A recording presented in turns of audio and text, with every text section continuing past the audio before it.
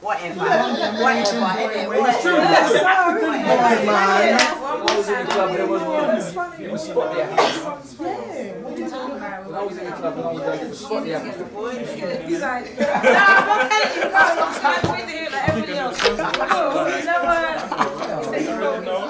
I'm much clearer now than I've ever been.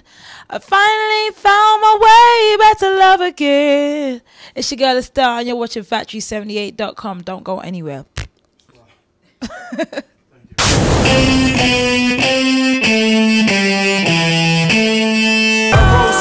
Tailor-made black linen, tinted Escalade with a made man in it. Rose gold. From the start, I knew your heart was always for me, but as we grow, something changed. Down the road, ain't nothing I could say that could bring us back to the same. FACTORY78 TV exclusive interviews. We're here at the Atlantic Records headquarters in the UK to speak to a singer-songwriter, rapper, producer, Grammy award-winning artist, fashionista, and of course Miss Estelle. How are you doing?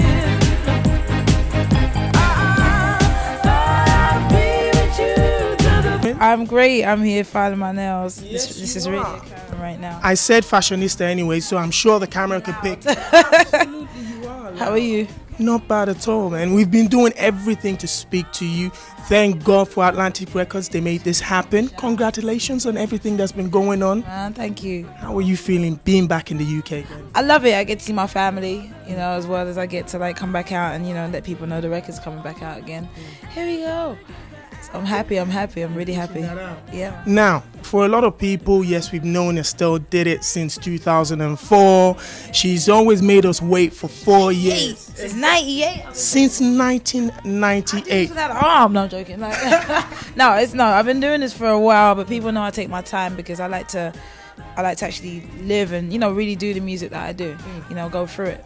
So, well, I have to because it's kind of like I have to get on stage and sing it every year, you know, every 2 minutes. So I have to like have an affinity to the music and really enjoy what I'm doing. And I think the fans appreciate it. It's like McDonald's versus cooked food. When the cooked food is on the table, you enjoy it more than you do the quick, you know, McDonald's. So. Now, like I mentioned, 2004, that was the first official project that you put out. You know, the single 1980s, Free. For the UK fans, that kind of launched you, you know, basically for us. We found out that you could do your music, you could rap, do your songs, but after the success of the first couple of singles and the album itself, whew. This is my trait. I disappear, I go and live, I go and tour my ass off, I go and do shows everywhere, and then I live a bit, and then I have things to write about. You know, I definitely like take my time. You know, I'm not one of these artists. I can't do this microwaved version of events. I think it's a hard juggle. It's kind of like, you know, when you like, you know, a parent kind of wants to give their kids the best all the time, and then you know it's not going to be the best for them, so they just kind of hold back. That's another way I look at it. I can't just keep giving out music for the sake of giving out music because everyone wants it right this second, right now. I wouldn't be here if I did. You know, I'd burn out quick. You know, and plus I believe in being a human being. You know, I really don't think that this is the be-all and end-all of why I'm here. You know, music is my chief purpose, but I actually want to be a human being and live. You know, I enjoy it. Like, I enjoy going places and living and being in the moment, you know, and that gives me things to write about. So it takes a minute. You know, this is good though. My last album was 4 years. This album's actually 3 years to finish it. So I'm early this year. I'm early, guys. Look, come on, I got you. Like, I'm early. Absolutely. Now, 2004, you went off, like I said, disappeared, you know, in the public eye. You were doing more work, touring, and then writing the next album. All of a sudden, she popped up. UK, you know, she's ours in the UK. All of a sudden, American boy. Yeah. This is #1 champion sound. Yeah. In America. Did you expect the success that was going to come with that song and, you know, the album itself? I think just based on the amount of drama, yes. The amount of drama to get to that point, I was like, this better be good. But like the way it went to was just a whole different level, you know. And again, for me, it's about living it. I just wrote the song for jokes. I was out here messing about, like, I'm just gonna go and sing this song, and if this song don't blow up, I'm gonna be in Ibiza singing this song, make my money, and buy a house out there and just rave it out for like the next 4 years. But you know, it went different levels. You know, I think people genuinely felt the fun, people genuinely felt the joy, and people genuinely just liked it. It was just a good energy, you know.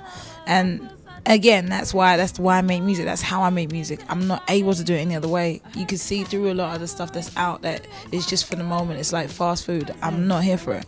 I want to be one of those artists that you listen to my records 10 years from now, 15 years, 20 odd years from now, because that's the music I listen to. You know, so I decided a while back this is what's gonna have to happen. You know, yeah. And like I said, the first album was more of you rapping, and then the second album, not really. If you listen, the first album was like, the first single was a rap single, so it was a big, right, 50-50. The second album was 50-50 too, but I guess because American Boy is a big single, you know, people kind of assume and don't really hear the rapping. But I rapped on a lot of songs on the second album, you know, so it's. But I think I sung on more songs on the first album than I did in the second album. So I mean, for me, I just do what I want. I do what I like. I do what the spirit moves me to do. I literally do. You know, I don't play around with that. That's, you know, that's not my gift. That's from God. So, you know, I kind of listen and just do the best, and whichever the best songs are that get picked, it's for the best. Yeah, it's for the best. I think one of the reasons a lot of people were kind of like, you know, they fixated on the fact that you rapped on the first album, the second, exactly. The reason why they know me, the reason why they got into me was because of 1980, and that was a rap single, but I kind of sung on the chorus, so yes. I don't know why it was strange for people to hear me singing, you know, and I sang all over Free, you know, which is the second single, and people heard me singing on that, so I was like, why is everyone surprised I sing? What's going on? What is happening? You know, I think it was just I think it threw people as well. A black girl from the hood doing all the things that these American artists are doing and doing it really well and getting the endorsement who she thinks she is. And I was like, I know who I am. Who are you? You know, I've always been that child with a strong sense of self. Even though I was kind of quiet, I was kind of had a clue who I was. You know, and I never backed down or never you know, I never really apologized for it. And I think that rattled people. But it's cool. It is what it is. More people love me than hate me, so it's cool. Absolutely. Speaking about sense of self and knowing who you are, you know, of an eclectic mix. African, you know, I can say Afro-Caribbean background. African mother, West Indian father, born and raised in the UK, first of a family of 9 kids. Tell me how that mixture helped to breed this music. My mom would always play African music, reggae music, soca, all of the like roots music was always in our house. Every day, as young as I was like 3 years old, I remember like watching Bob Marley. My mom was heavily into that movement when it, you know, like in the early 80s when it popped. She had dreads and everything. My dad was, I never really knew my dad, but my stepdad was Grenadian. You know, and he would always be into reggae and all that stuff. And Senegalese culture has a lot of reggae influence and, you know, that kind of thing.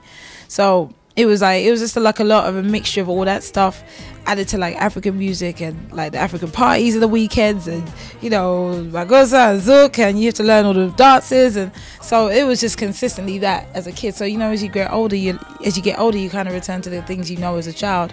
So I would just go back to that as references for when I was talking and when I'm on stage and when I'm dancing, when I'm, you know, all of that. And that's where it all comes back. Yeah. Now, 2008 provided you the opportunity that a lot of people might sell millions of albums and never have a Grammy to your name. Tell me how it feels to wake up in the morning and know you've got that in the locker. Look at look, I don't look at it every morning. You sure? I don't. I kind of pass it on the way out and forget it's there and be like, oh, oops, oh yeah. No, that was a lot of work. I didn't expect that. All I was doing was working. I was working so hard. I was going back to back to back with so many things that when we got announced for it, I was like, I think I was in Poland or somewhere European, like extremely cold. And we done a show the night before at a really ratchet club. And, you know, it was crazy because I was like, are these people staring at me because they want to kill me or because they like the music? Because it was one of these, like, I'm not sure if I'm in a real racist town or not. It was a real moment. It was scary. So I get a call the next morning, like, you've been nominated for like 3 Grammys. I was like, oh my God. I was skipping down the street like, oh God, the Gestapo might come and get me. I don't know what's happening. It's a mess. But like, but I was so happy because we've come to the end of a really long tour. really long tour, you know, and just to get that news and then to win one, I found out while I was on the carpet. They did it in the pre-shows. That was a whole different moment. I was like, oh my goodness. Like, I think I got nominated for Best Collab and one other, and then just Album of the Year or Song of the Year, yeah. And it was just like, what, you know, like, what, who, what, me, you know. I knew it and I said it in my head. I'm gonna get a Grammy. Now I need like 10. I'm like, because if I can say one, then, you know, I'm just like, I'm just saying like 10, please. Let's just go ahead and get 10, you know. I think you made the whole UK proud. Everybody was feeling exactly the way you felt, because when the list came out and Estelle had 3 nods, it was like, wow. Give us back our Estelle. Here's the thing, I never went anywhere. That's the thing that people have to really get in their heads when they're saying, oh, she went, she dipped.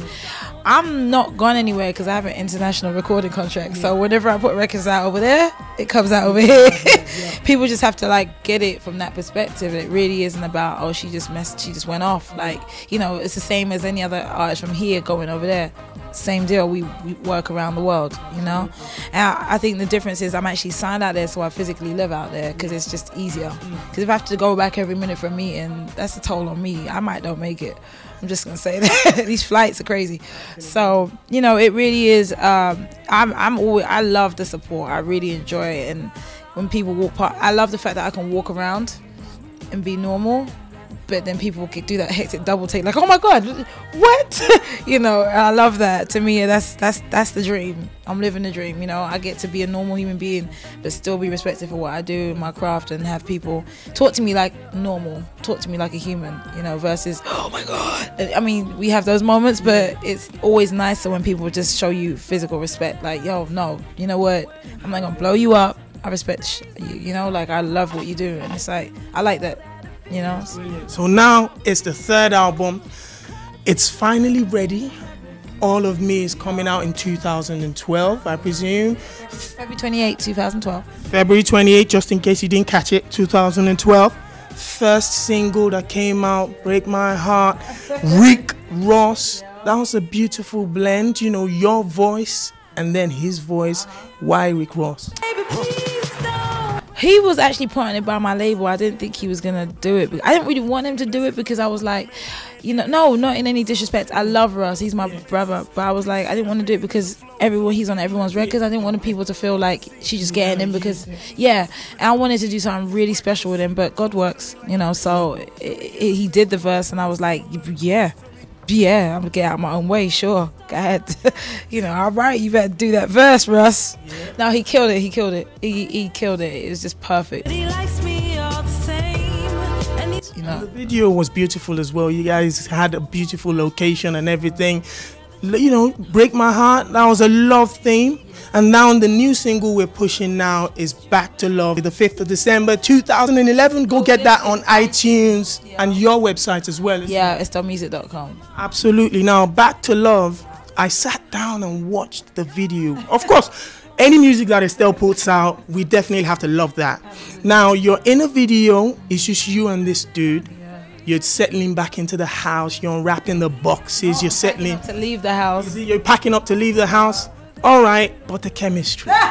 Come on, man. The chemistry is good. It was too good. Tell me about. Oh goodness.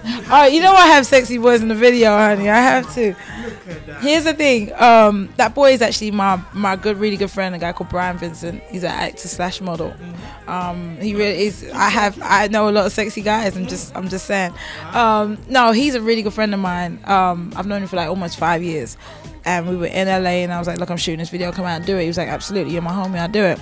It was just cool, you know. He's family to me. So doing the kissing scenes were like, did I just kiss my boy? Oh my God, it's a mess.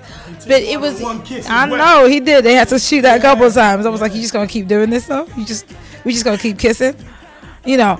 But I'm getting into acting and that, so it was good. And he's an actor too, so it was really, you know, it was good for me to learn some things from him, like, and to be really, you know, to be focused and get it together. But he, you know, it is what it is. He's a pretty guy. I'm a beautiful woman. That's what happens. Took advantage of that. Of Back to Love, Estelle, is out the 5th of December 2011. That song, is one of the kind of songs that we expect from you now. Your vocal range is incredible on it, and you kind of showcase your talent a lot more than people or artists usually do now. So the next thing is this album, everybody's been waiting. Back to Love is out today. What should your fans be expecting from the entire project that we've waited for 3.5? Is that what you said? Exactly. So what should we be expecting from a body of work that Estelle has put together? Well, you guys know, like I said, that I write from realness. So when I'm singing Back to Love, that's a real experience. You know, finding my way back to being happy despite having my heart broken. You know, despite everything going wrong in love, finding my way back to loving myself. You know, and keeping it. What's the word? Non-spiteful, you know, not spiteful, not mean, not kind of being an adult. Yeah, being an adult about it, you know, and loving yourself above everything else, you know, because that's number one. So that's what Back to Love is about. Thank You, which is the next single after this. That I didn't even write that, but I had such a strong physical reaction to it. I had to sing it. It's talking about, again, being an adult and saying thank you for making me a woman. Thank you for letting me know all the things I don't need, you know. And that song. Ooh, I cry every time I sing it. Like, it really becomes a moment. Like, I feel like I can't, you know, I don't want to cry anymore, but I keep crying because it's such a touching, emotional, real song. Same thing. As soon as I sang the song, it happens to me 2 weeks later. So, you know, I was in a relationship and the guy definitely wasn't about me. So, you know, I had to let him go. It was just that everything in the song was so real, and it still is so real that I'm just like, geez, Louise, like, God, you work amazingly. You sent me this song because I needed it to get through this period, you know, to remind me that, you know, you're bigger than this. You're a woman. This is what, you know, this is what happens. And now you know what you don't want. You know, that was a recurring theme. There's other songs on there. A song I did with Common called Victorious, which is me just venting and being frustrated at people telling me who I was. Oh, you're a singer. Oh, you're a rapper. Which one are you? Da-da-da. And I was like, I made my own lane. Like, you know, get over it, everyone. Stop. You know, this is what I do. This is who I am. And I'm victorious at it, like, you know, and it's kind of an encouraging thing for people nowadays because everyone's broke. Everyone's going through some drama with, like, no money and no jobs. My whole thing is this is the best time to start your own. This is the best time to be the inventor. This is the best time to make your own lane, you know? It might be hard, but when you're done it, you can say you're victorious. You can say, I did this. This is mine. I did this. I made this happen, you know, and there's no one that could take that from you. Comments on it because I feel like he's the same person. You know, we came from Chicago to Hollywood, you know, and I feel like he gets it. He stays humble, but he stays focused, you know, and I love his whole energy. And we would die to work with him for like years, so it's a whole moment. I had to. I know Pretty Man. Now, All of Me sounds to me like a theme around personal experiences or life experiences. I wanted to find out from you, how difficult or easy is it to write out of your personal experiences and put it into music for people to enjoy? It's not difficult. It's kind of like at the tip of your tongue. You can explain things to your friends and your family. And I'm not that person. I've just been learning to be real expressive to my friends and my family because they really look at me like, everything's good? All right. And I'd be like, You know, meanwhile, there's like 11 things wrong with me and I won't tell anybody because I'm just, you know, a muddler. I'm like, just get through it. But you know, it's easy for me to just write songs, you know, so like it just kind of falls out my face, you know, when I'm going to sing. It's very easy. And I think, again, that's what part of the thing is with my fans. They love that I just, you know, I put my life into my songs. And it might take some going through stuff and it might take a minute, but that's what it is. Yeah. Have you noticed the fact that whilst we were talking to Estelle, she kept the nail thing going on, her shoes are on point? That's why I said fashionista. Of course, you're a woman anyway, so you can do a couple of things at the same time. I'm not saying anything, but anyway, I also wanted to, before we wrap this up, wanted to speak to you about, you know, the charity work that you do. I know I've seen you a couple of times when being asked about it. You're really one of these people that actually love doing what you do without really putting it out there. But the reason why I think it's important for someone like you with a large fan base to put it out there is so that your fans can also support the projects that you support. So what are the charity, you know, foundations that you're working with? I know you've done something with Virgin, was in Africa, and then you're doing something on your foundation as well. Tell us a little bit about that. Well, I started my own foundation. Like you said, I did stuff with Virgin Unite. I've done stuff with MTV Staying Alive and various different AIDS charities. I started my foundation because as I was going around and I was doing these things, I wanted something that was really something that was close to my heart that I could directly relate to. So I started a mentoring foundation. So what we're doing is literally raising money for people who are doing, who are mentoring kids and giving them a space outside, a space to be outside of what they've been told they're supposed to be. When I was 17, I went on a mentoring foundation, and my mom had 9 of us. She was so happy for me to go because she was like, somebody's going to teach her how to do business, someone's going to teach her how to handle herself in the public, the way I can't do it. And my whole theory with that was it takes a village. While my mom was great and she was such a nurturing person, it was harder for her to say, okay, I'm going to teach you how to handle yourself as a businesswoman, because she never really, for real, ran a business. So it runs to that whole ethos of, like I said, it takes a village, and it was just so great that it was good and lucky for me that I had a black lady who taught me how to be on time, how to look people in the eye, how to handle myself, just like really be on my business. And so I wanted to give that back, because 10 years later, we're smarter kids, kids with more access to everything, and they're just slightly dumber, for want of a better phrase. They're just slightly less, they just don't have that drive, they just don't have that thing. And then the more I'm talking to them, the more I'm finding out it's like, well, they're telling us we can't, or I don't have the skills to do it. I don't believe I have the skills. You do, you just don't know. You just aren't being taught, and no one's telling you this stuff. No one's showing you that, you don't turn up to an interview in trainers. You don't turn up to an interview looking like, with your pants down. Just certain things, just a little bit I just believe in some guidance. Anybody could be anything. So that's my whole thing. I'm never giving up on the kids, on the youth. I just refuse that. So to me, it's just like, that's what my foundation's about. And that's what we're aiming to do. Help people who are actually physically doing that for the kids, and give them some kind of infrastructure as well, and get to broaden their horizons with travel. So yeah. Where can people get a lot more information with regards to your foundation? Is there a website? Yeah, or my website. You can go to my website, estellemusic.com, or my other website, ordermefoundation.org. Yeah. People, well, Estelle, Back to Love is out 5th of December 2011. I've said it a million times. The album, All of Me, I can't wait for that. The United States or America, I know you guys are playing Thank You, but you have to wait for us. You've done fantastic over the couple of years. We're really, really proud of you, and good luck with the album. Thank you so much. Appreciate it.